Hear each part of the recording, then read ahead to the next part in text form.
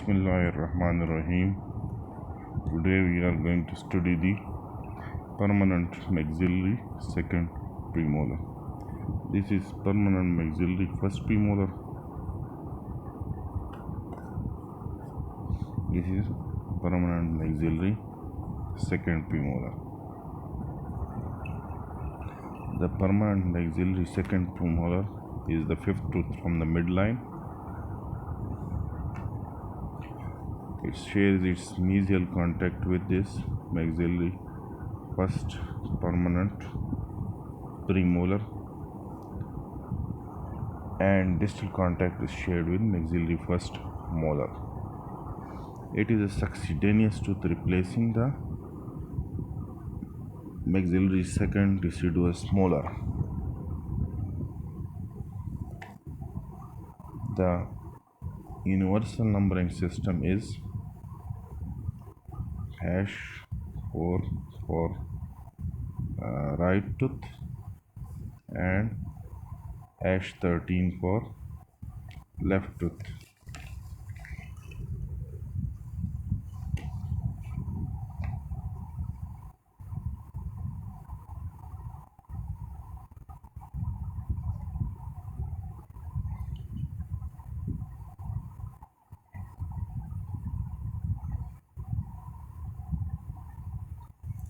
The Federation Dentaire International number is 15, where 1 is the right maxillary quadrant and 5 is the fifth tooth from the midline. And for left is 25, 2 is the left maxillary quadrant and 5 is the fifth tooth from the midline. And in Palmer notation system, we write it like this for the right and this for the left.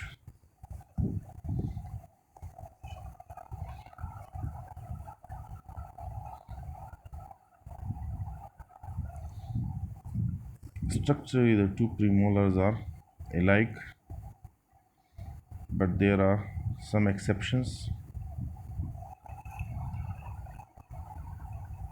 You can see the crown of the maxillary first premolar is larger, whereas the crown of the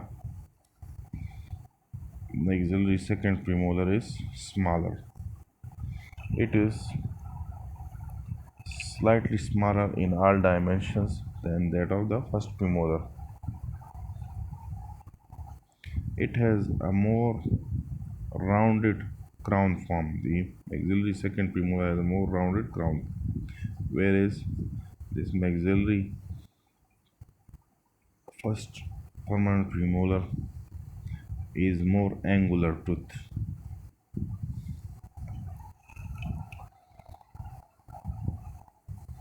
You can see, appreciate from this view, that the buccal and this lingual cusp are approximately of the same height in maxillary second premolar, whereas in maxillary first premolar you can see that this lingual cusp is 1 mm shorter than this buccal cusp.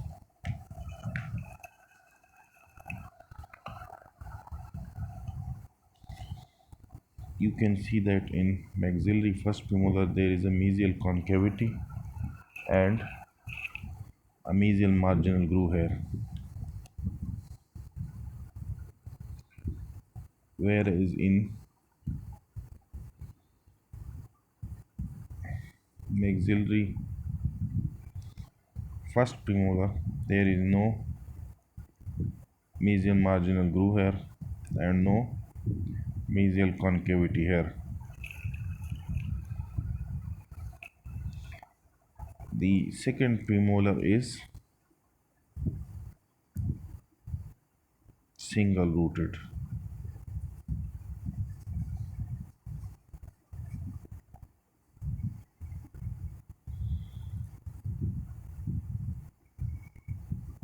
Whereas the maxillary first premolar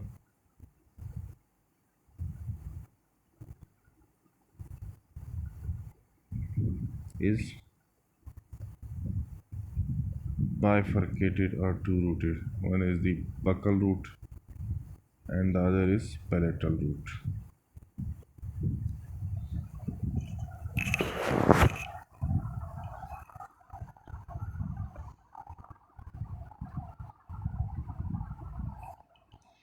The second maxillary premolar erupts at about 11 to 12 years age, and root completion is about 12 to 14 years of age.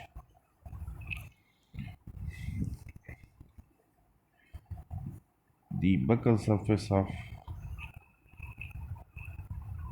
maxillary second premolar is similar to that of the buccal surface of maxillary first premolar, with the following exceptions.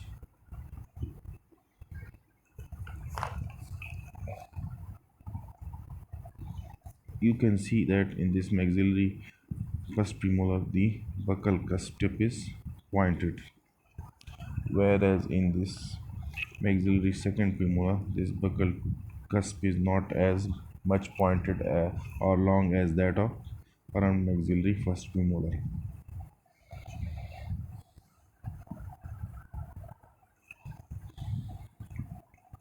The cusp tip is offset towards the mesial due to shorter mesio-occlusal slope and longer disto-occlusal slope. So this disto-occlusal slope is longer in maxillary second premolar, offsetting the buccal cusp mesially, whereas in the maxillary first premolar the nasio-occlusal slope is shorter and the disto-occlusal slope is longer.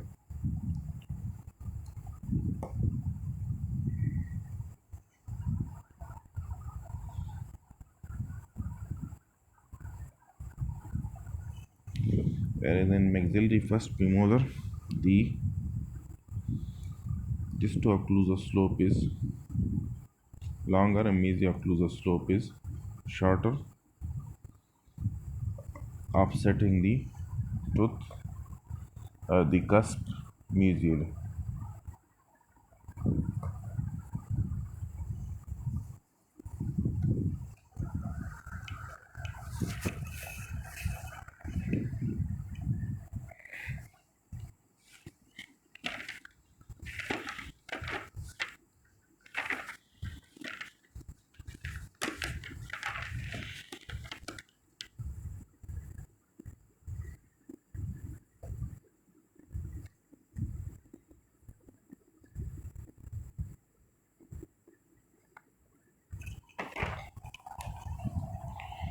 In maxillary first premolar, the disto-occlusal slope is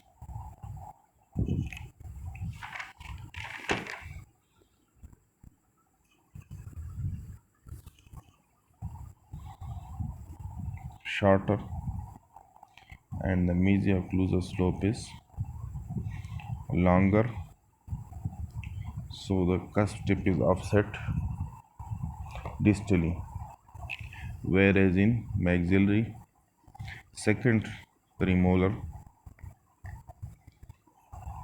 the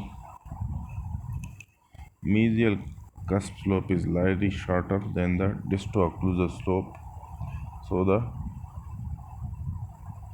cusp tip is offset mesially. So the two, so this is the reverse of the first premolar, in which the mesio-occlusal slope is longer in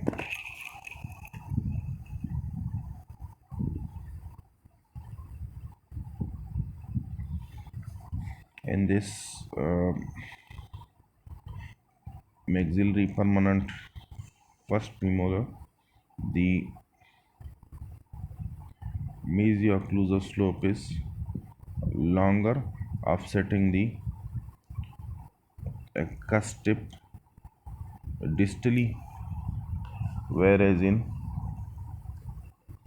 This permanent maxillary second premolar, the mesial-occlusal slope is shorter and distal-occlusal slope is longer, offsetting the cusp tip mesially.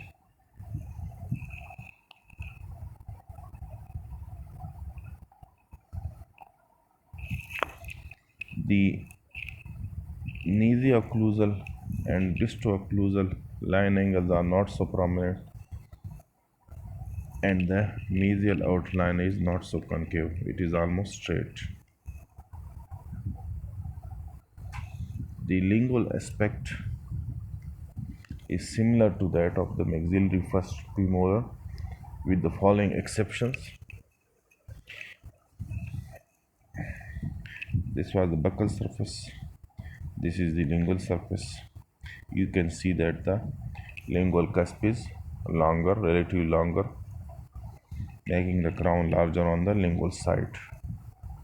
So less of the occlusal surface is visible from this aspect.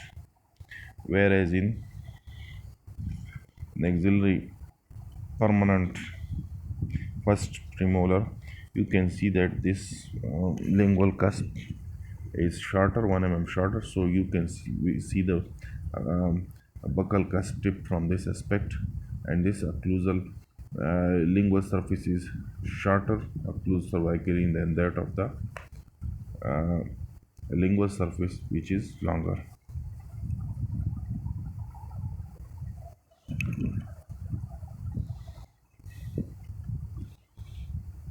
You can see in this that the maxillary first premolar that the lingual cusp is more offset mesially, whereas in this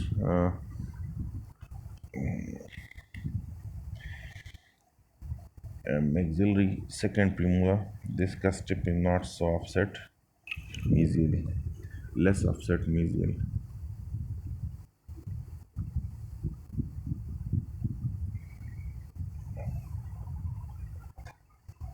The mesial aspect is similar to that of the mesial aspect of the maxillary first premolar with the following exception. The buccal and lingual cusp are nearly the same length, whereas in this the buccal cusp is longer and lingual cusp is shorter. There is a mesial concavity in permanent maxillary first premolar, whereas there is no mesial concavity in maxillary second premolar on the mesial aspect.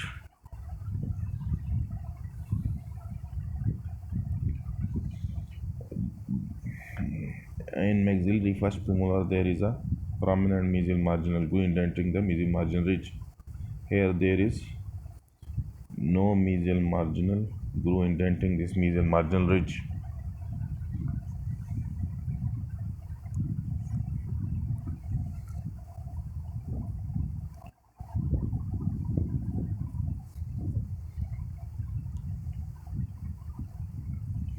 The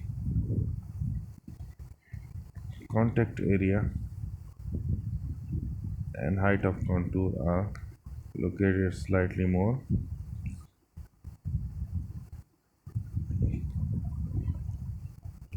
cervical level than on the mesial of the first premolar. Here it is located a little more cervically.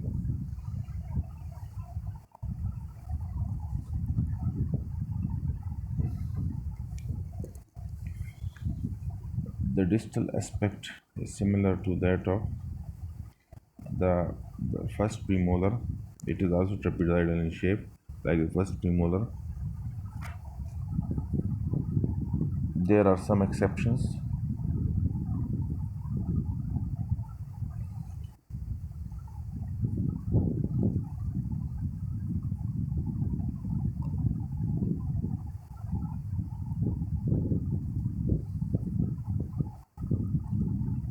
The contact area of this distal surface is larger in size This contact area is larger in size since its contact is with a larger tooth, the maxillary first molar.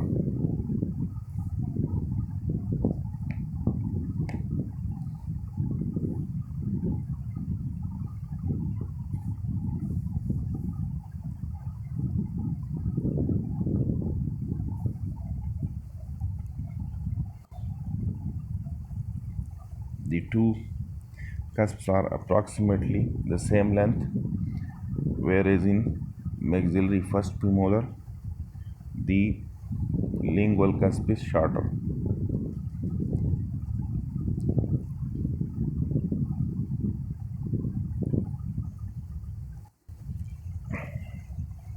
Both the distal contact area and distal marginal ridge are located at more cervical level than that of the distal surface of the. Here there is more cervical than the distal surface of the maxillary first premolar. So more of the occlusal surface can be visible from this aspect. It is required more cervical.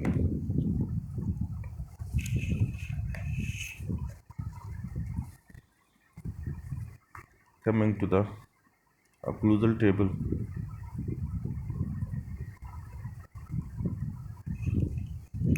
the line angles of this occlusal table are more rounded,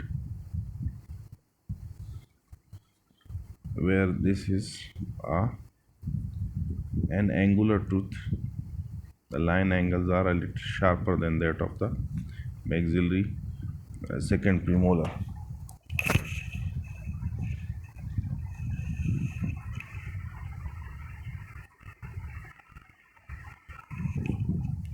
So in this step, you can maxillary first premolar you can appreciate the hexagonal side or six-sided structure, whereas in this tooth you cannot appreciate the hexagonal appearance or six-sided appearance. It is less angular or rather more rounded tooth.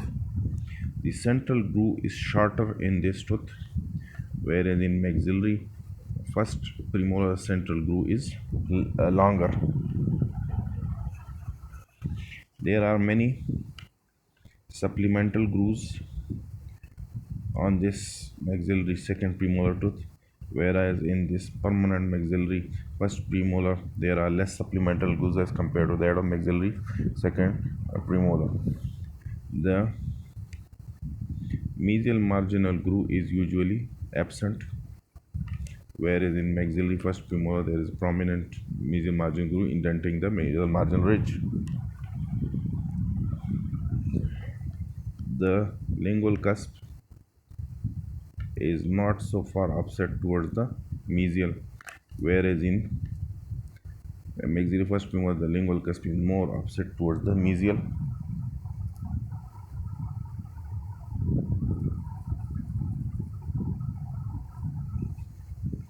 In maxillary first premolar, there are three function inclined planes on the lingual cusp: the mesiobuccal inclined plane, the distobuccal inclined plane, the distolingual inclined plane, whereas the mesiolingual inclined plane is non-functional.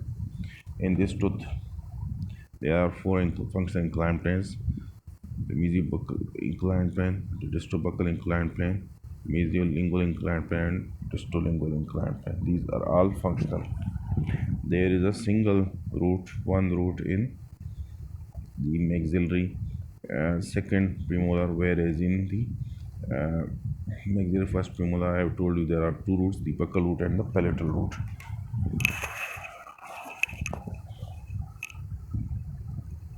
So this was all about the premolars.